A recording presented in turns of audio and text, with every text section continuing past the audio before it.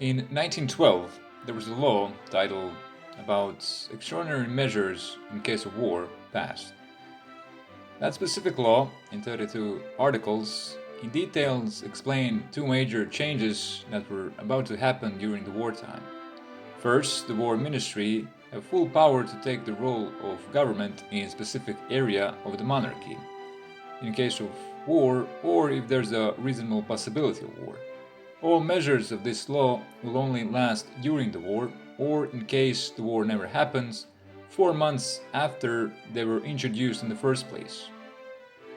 There was also predicted possibilities of appointing government officials who would be directly under the command of War Ministry. They would be in charge of public safety and security, and they would be in charge of making administrative decisions they seem fit would contribute to successful war efforts. The War Ministry also had a jurisdiction of limiting or making illegal possession of tools that could be used in war. And to enforce that decision, they had a right to search a person's house. They also had a jurisdiction of controlling the prices of food in order to stop the hunger. Article 8 says the ministry had the right to put all sorts of communications under its surveillance.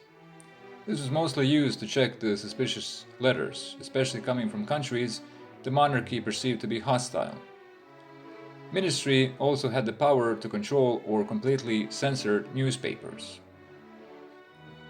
In 1914, 1 week before start of World War I, new law was passed concerning giving away secret military informations. The law predicts 3 months prison sentence and up to 1,000 crowns in fine.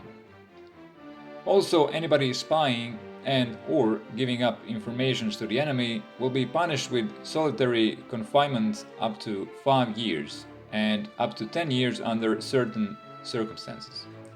The novelty of this law is possibility to try civilians under the same rules as military personnel.